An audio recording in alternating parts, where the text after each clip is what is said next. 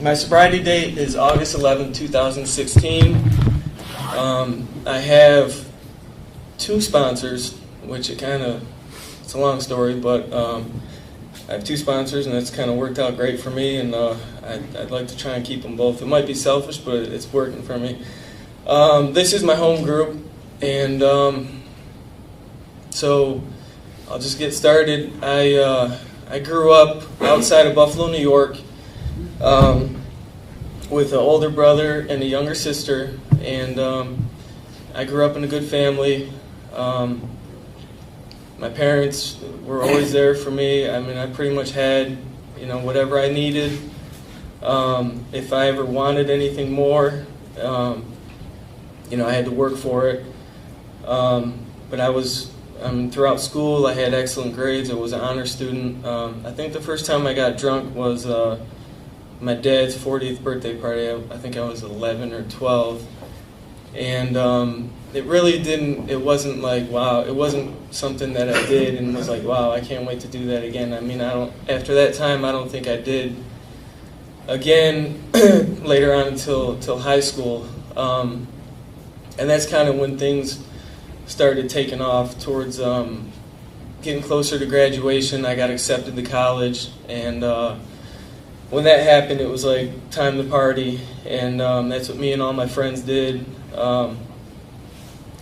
One thing that happened in high school, we organized this big senior skip day, and I remember we ended up getting caught, and the whole group of us, the principal and whatnot, had us sit through these alcohol classes and do little counseling so we could walk across the stage. And I remember, me and all my friends went to these classes and we did what they asked us to do. And the minute we left, of course, we went and got drunk. So it was like we didn't take it serious. As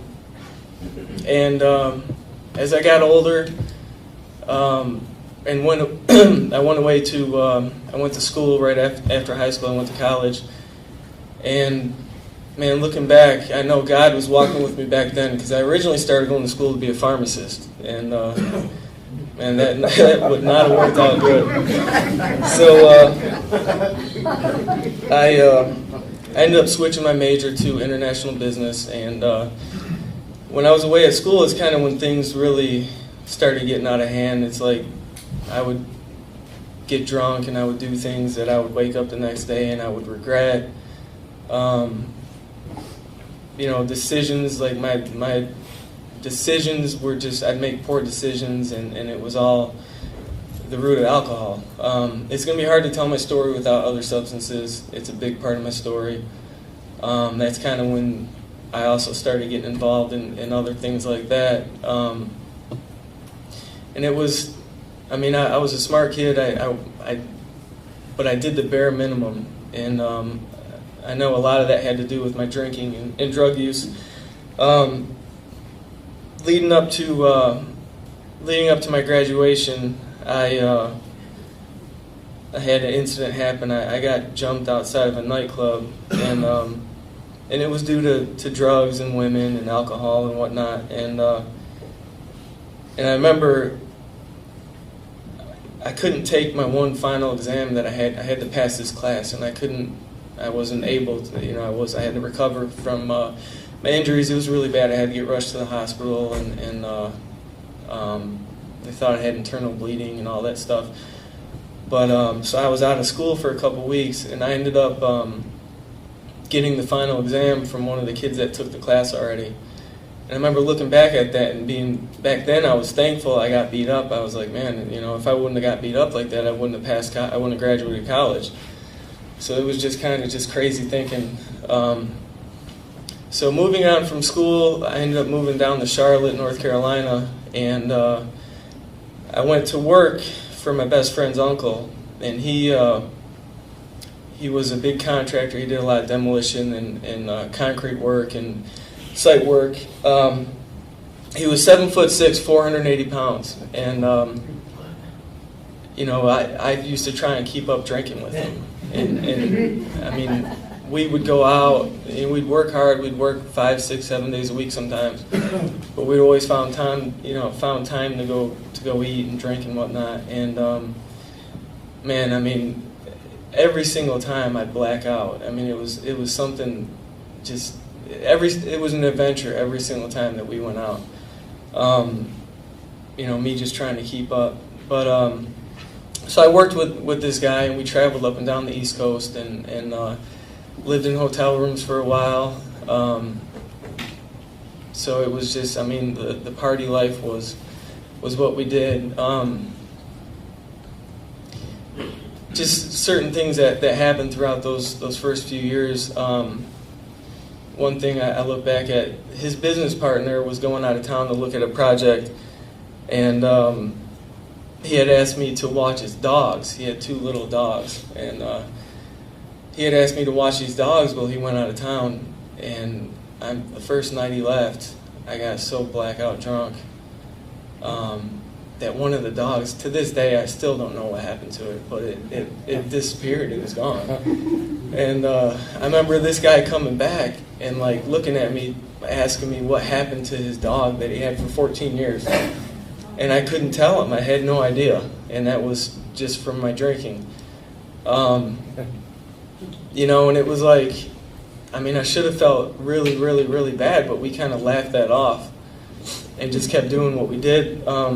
A couple weeks later, we're out at a restaurant in Charlotte, and I'm trying to keep up with everyone drinking, and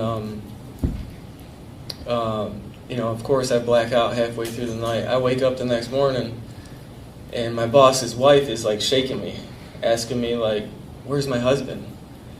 And I'm like, "Oh my God." I just wake up and I'm that immediate panic when I get up, and I'm just like, wow. So I call my friend and I'm like, "Man, it happened again."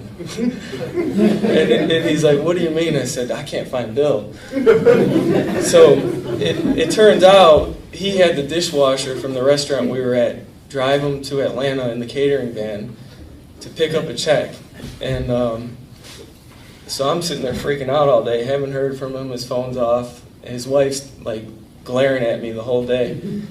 And like an hour later, he's calling from about 10 minutes away, telling me to get ready because we're going back to the restaurant we were at the night before to just do it all over again. And it's like I got relief from drinking before I even had that drink. That feeling of just knowing that I was going to be in for an exciting night. So these things continued. I mean, it was crazy for a number of years, and I tried to maintain it as much as possible. In 2004, my first son was born, and I tried to be in a relationship with his mother, but just due to my drinking and drug use, it was nearly impossible. And I used to blame it on her and tell everyone she was crazy and whatnot. But I mean, I know now that I was the root of the problem. So moving forward, we moved up to Pittsburgh, Pennsylvania, and were involved in a really, really big project. It was like a $43 million project. And my responsibilities with the company had grown. At that time, I was a superintendent, and I had gotten involved in some other things. I got involved in pain medication. My drinking was taking too much. It was affecting my performance too much. So I thought, man, if I do this stuff, I can still get the effect I'm looking for and still be able to perform. But man, after it continued to progress, and I mean, back then, I was 26 years old, making really good, making over $100,000 a year, and I couldn't hold on to anything because of my addictions, because of my drinking and drug use. And that's just the way my life continued to be for a while. After working there for a little bit, my boss had gotten sick. He got an infection in his leg, and they had to cut it off. And he told me, he said, look, he's like, you know, hopefully I've taught you enough. You know, you need to go on your own now and go, you know, just take everything I've taught you and go do good. And I did. I was able to go get a job as a project manager with a general contractor. And it was like almost Dr. Jekyll and Mr. Hyde. I mean, I was this smart, hard worker during the week, and on the weekends they just turned into just insanity, to the point where Sunday would come around and Monday, and it'd be really hard to get up and go to work.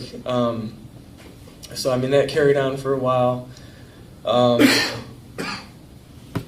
ended up getting in a relationship with a girl from back home outside of Buffalo, and after doing the long distance thing for a couple of years, I ended up moving back to New York.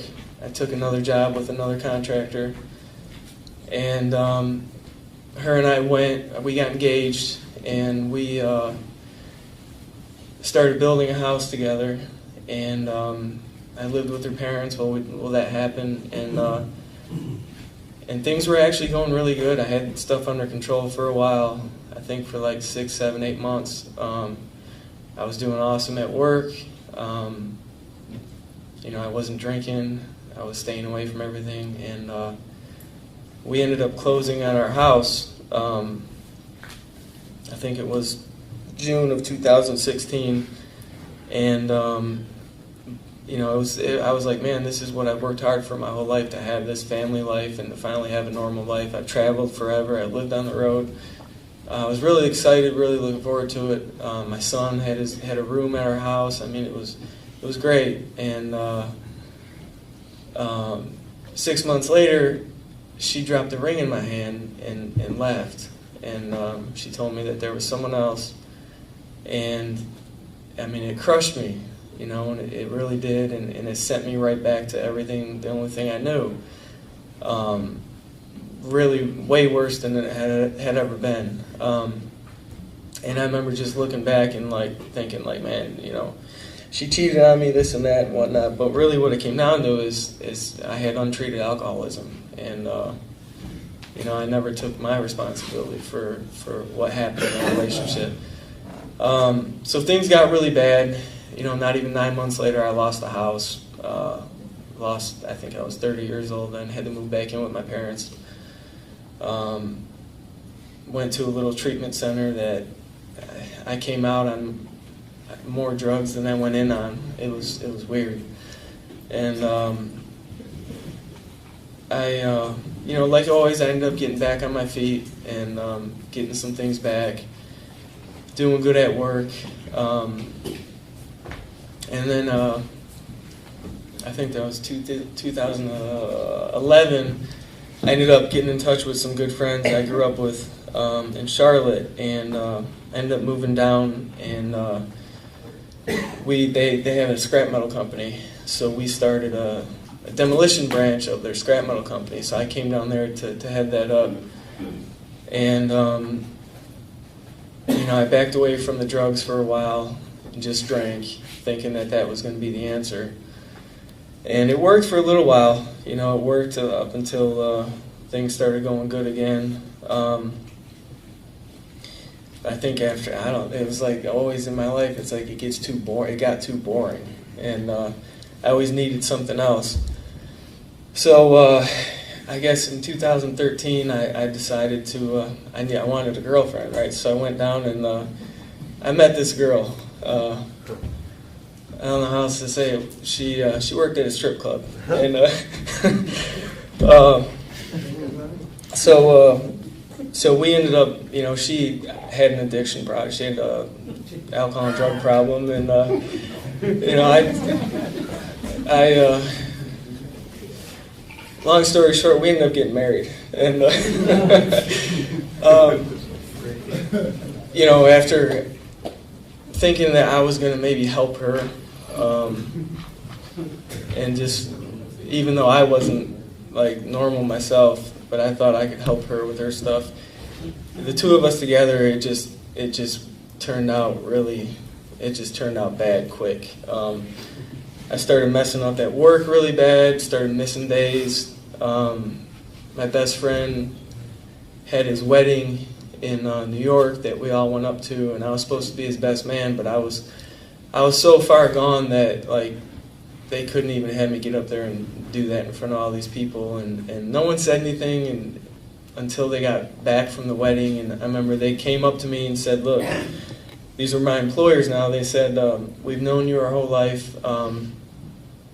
We know something ain't right. You know, you don't have to tell us, but we're willing to get you help. We want the old Jake back.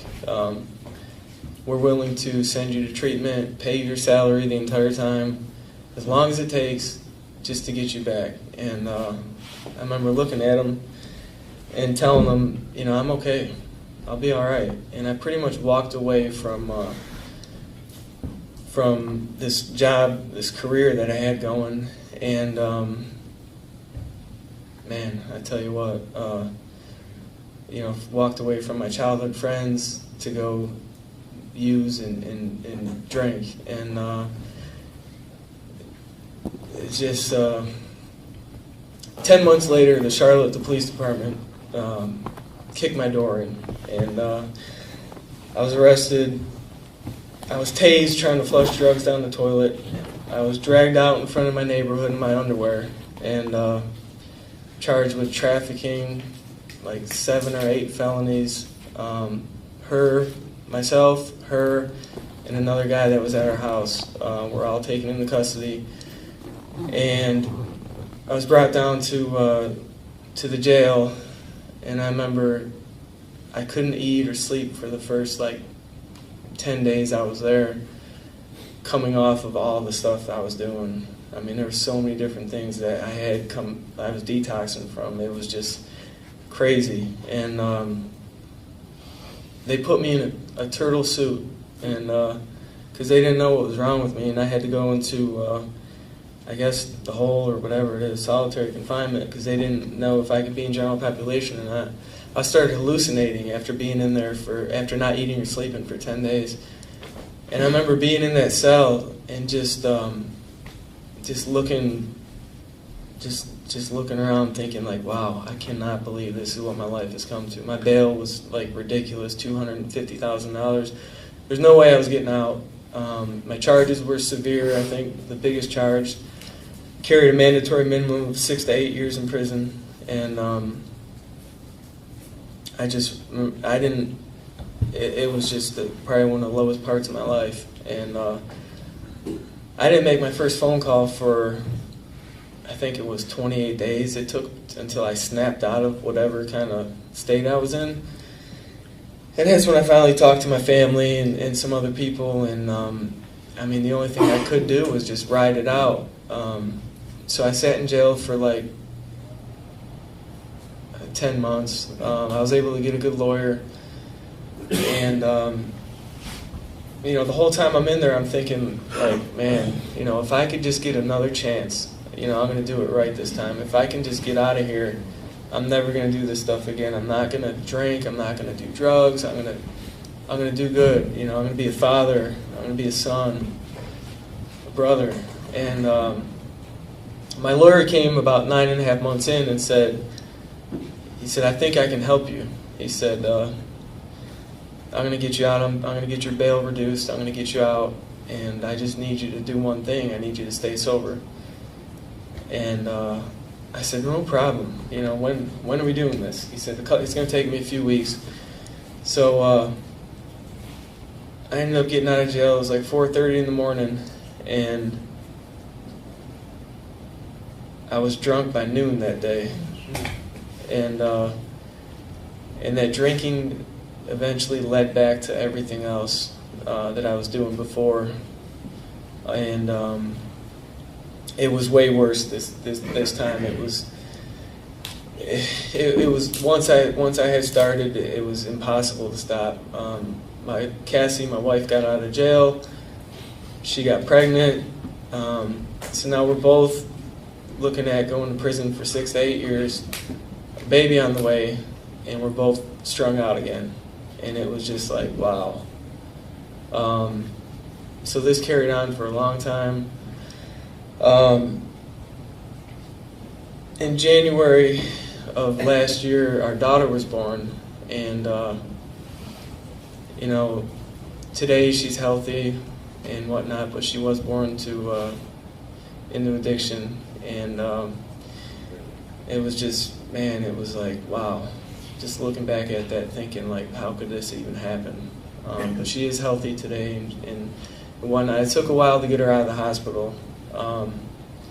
But I mean, my life was so crazy. 2 days after she was born, I hit a median in Charlotte going 70 miles an hour in the car. And so she was upstairs in maternity, and I was in the emergency room, drugged out of my mind, just like, lucky I didn't die. So, I mean, that's just how crazy things were.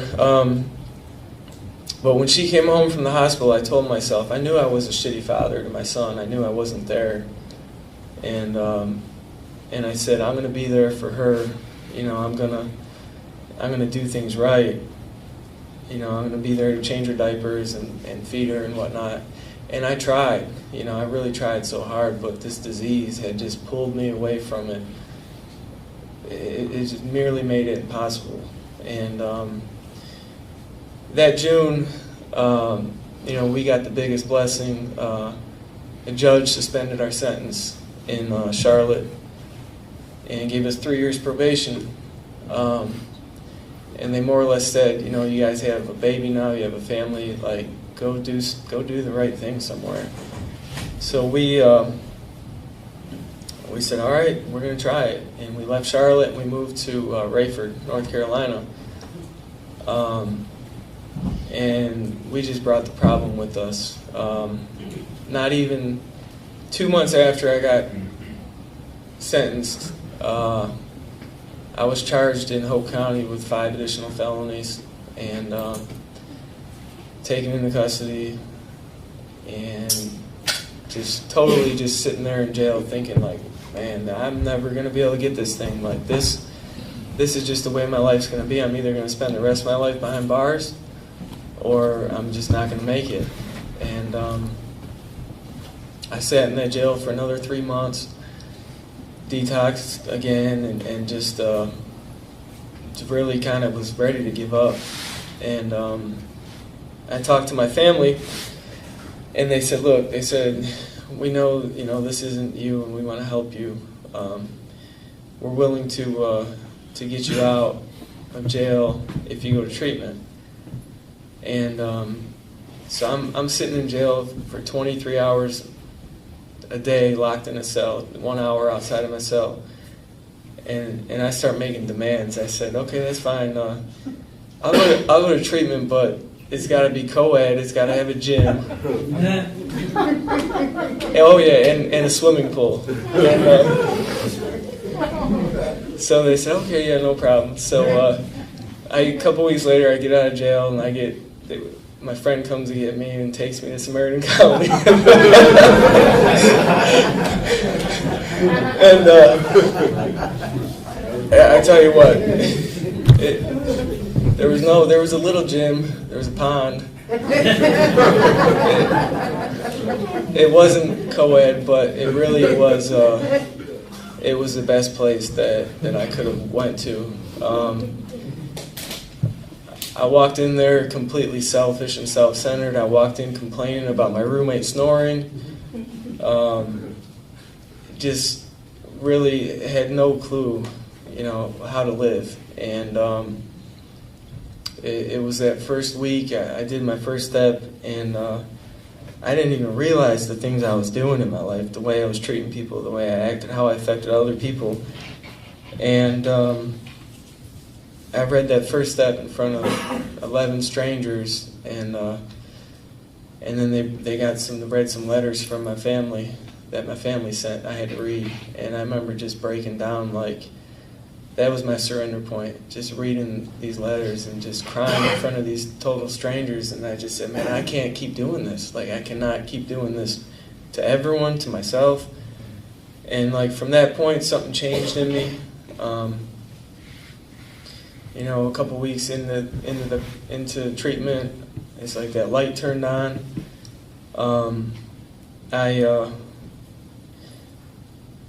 I started listening to what other people were saying, to their stories, and I said, man, I can do this. If these guys can do it, I can do it. And, I told myself, I'm going to give this thing everything I got. So I finished treatment,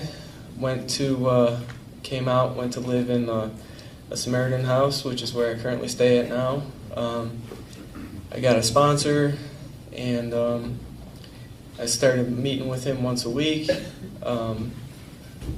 Every Sunday, I walked to his house before in the morning, 6 in the morning before he left town. I did whatever I had to do to get through these steps and whatnot, because I knew that that's what I needed. And really, when I came out of treatment, I was lost, still worried. The world hit me. I'm worried about all my financial problems. I'm worried about all my family problems. I'm worried about all my legal problems. But as I continue to come to these meetings and talk with other alcoholics and work these steps, it's like that stuff started to slowly just drift away. It's still there. All of it's still there, most of it. But it really doesn't consume me like it used to. And I think it was about the big breakthrough for me when I really realized, like, wow, man, I can, because I was off and on the whole time, really. When I went and made my first amends, it's like I felt this weight lifted, like, wow, you know what I mean? Like, I didn't have to be afraid anymore. Like, it was something that just changed, and it allowed me to continue to work this program. It was a big breakthrough.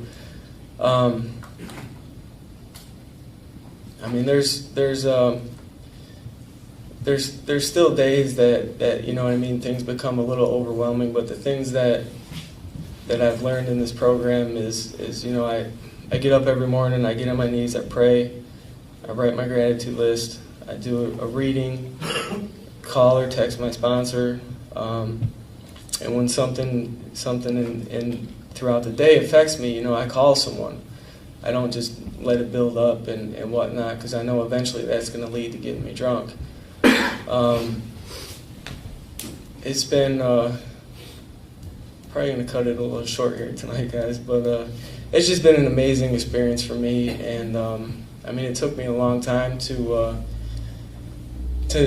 find these rooms and find AA, and like all that stuff that happened in my life, I can get down on it, I can look at it and think like, I can get upset and look back at the past, but really what it comes down to is all that stuff had to happen to help me find AA and help me meet all you people here, and most importantly, to help me find God. And for that, I'm just forever grateful. Thank you for letting me share.